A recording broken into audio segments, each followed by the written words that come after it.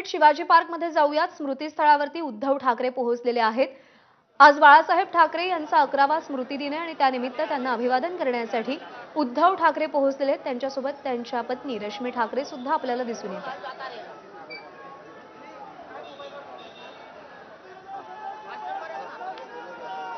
वेदांत नेब आपले प्रतिनिधी सध्या आपल्या सोबत आहेत। वेदांत, उद्धव ठाकरे रश्मी ठाकरे स्मृतीस्थळावर पोहोचले। प्रत्ये आपण बघतोय की उद्धव ठाकरे त्यासोबत ठाकरे कुटुंबीय आता बाळासाहेब ठाकरे यांच्या स्मृतीस्थळावर आलेला आहे। इथे स्मृतीस्थळावर अभिवादन केलं जाईल। त्यासोबत याआधी सर्व शिवसेना ठाकरे गटाचे खासदार, आमदार, त्यासोबत माजी नगरसेवक हे स्मृतीस्थळाच्या ठिकाणी पोहोचलेले आहेत। त्यांचं अभिवादन झालेलं आहे आणि सर्वजण हे वाट बघत होते की उद्धव ठाकरे कधी येतात आणि उद्धव ठाकरे आल्यानंतर काही घोषणा सुद्धा या ठिकाणी शिवसेना ठाकरे गटाकडून करण्यात आल्या। काल ज्या प्रकारे गोंधळ झाला तो गोंधळ या स्मृतिदिनी होऊ नये यासाठी पूर्णपणे खबरदारी या ठिकाणी जे स्वयंसेवक असतील किंवा मग मुंबई पोलीस असतील त्यांनी घेतलेली आहे आणि तशा प्रकारे अतिरिक्त पोलीस फौजफाटा असेल, शिवाय सुरक्षा या ठिकाणी वाढवली आहे। इथे आपण दृश्यांमध्ये बघतोय उद्धव ठाकरे हे आता बाळासाहेब ठाकरे यांच्या स्मृतीस्थळावर जाऊन अभिवादन करतायत। शिवसेना ठाकरे गटाचे खासदार संजय राऊत असतील, विनायक राऊत असतील, नेते या ठिकाणी आहेत, आनंद गीते, चंद्रकांत खैरे, त्याशिवाय इतर जे ठाकरे गटाचे आमदार आहेत ते सुद्धा या स्मृतीस्थळावर त्यांनी अभिवादन केलं आणि हे सर्व नेते उद्धव ठाकरे आणि ठाकरे कुटुंबियाची वाट बघत होते आणि रश्मी ठाकरे, उद्धव ठाकरे, आदित्य ठाकरे हे आता बाळासाहेब ठाकरे यांच्या स्मृतीस्थळी दाखल होऊन अभिवादन करताना आपल्याला पाहायला मिळतात। वेदांत, आपण सकाळपासून बघतोय की ठाकरे गटाचे नेते हे या ठिकाणी येत आहेत, अभिवादन करतायत। शिंदे गटाचे काही नेते काल येऊन गेले होते। या सगळ्याच्या पार्श्वभूमीवर काल जो काही प्रकार घडला, शिंदे गटाची भूमिका नेमकी काय?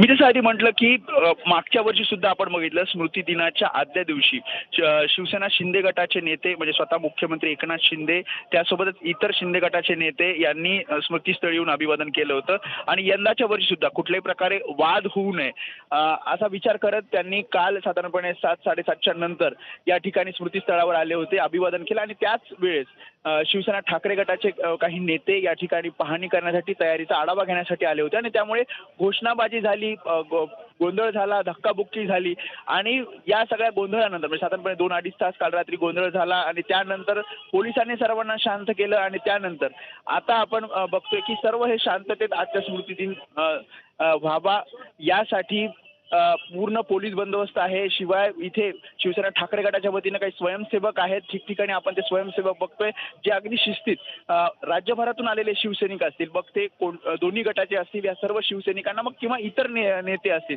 त्यांना अभिवादन करण्यासाठी आतमध्ये त्यांना सोडतायत।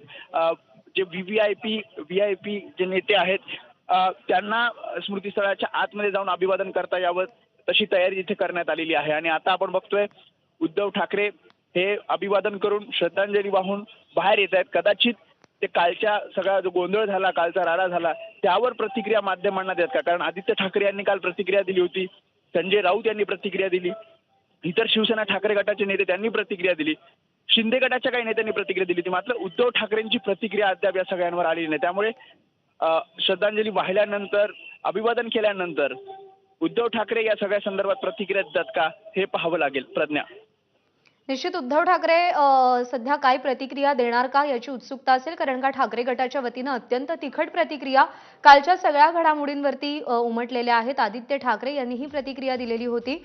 वेदांत, काहीसा संवेदनशील भाग झालेला आहे कालच्या या सगळ्या प्रकारानंतर शिवाजी पार्कचा। पोलीस काय खबरदारी घेत आहेत? जसं आपण सकाळी या ठिकाणचे डीसीपी मनोज पाटील यांना विचारलं, त्यांनी सांगितलं की आधी जे नियोजन केलं होतं त्या नियोजनात काहीसा बदल करण्यात आलेला आहे। दंगल नियंत्रण पथक असतील, त्यासोबत SRPF तुकड्या असतील त्या इथे तैनात करण्यात आले आहे आणि शिवाजी पार्कचा परिसर, दादरचा परिसर या ठिकठिकाणी पोलीस बंदोबस्त लावण्यात आलेला आहे। दोन्ही गटांचे नेते असतील, पदाधिकारी, कार्यकर्ते हे समोरासमोर येऊ नये, समोरासमोर आले तरी गोंधळ निर्माण होऊ नये, घोषणाबाजी होऊ नये याची पूर्णपणे खबरदारी पोलिसांकडून घेण्यात आलेली आहे। काल ज्या प्रकारे तयारीचा आढावा घेत असताना काही स्वयंसेवक, शिवसेना ठाकरे गटाचे जे स्वयंसेवक आहेत त्यांना सुद्धा काही सूचना पक्षाच्या वतीनं करण्यात आलेल्या आहेत। त्यामुळे दोन्ही गटाचे शिवसैनिक जरी या ठिकाणी अभिवादन करण्यासाठी आले तरी ते शांततेत अभिवादन करतील, त्या दृष्टिकोनातनं ही तयारी आहे, त्या दृष्टिकोनातनं हे नियोजन आहे. आणि आता दृश्यांमध्ये बघतोय की उद्धव ठाकरे आपल्या इतर नेत्यांशी बातचीत करतायत. कारण काल जर आपण बघितलं तर अनिल परब, अनिल देसाई हे सगळे, या सगळा जो गोंधळ झाला त्यावेळेस शिवसेना ठाकरे गटाच्या वतीने इथे होते, कारण ते या तयारीचा आढावा काल रात्री घेत होते. आणि तेव्हाच दोन्ही गटांकडनं घोषणाबाजी झाली, धक्काबुक्की करण्यात आली आणि त्यानंतर काहीसा गोंधळ झाला होता. पोलिसांना सगळी परिस्थिती नियंत्रणात आणण्यासाठी 2-2.5 तास लागले आणि त्यामुळेच अगदी चोख पोलीस बंदोबस्तात शिस्तीने आता हे सर्व शिवसैनिक अभिवादन करतायत. श्रद्धांजली बाळासाहेब ठाकरे यांना वाहताना आपल्याला पाहायला मिळत आहे. प्रज्ञा.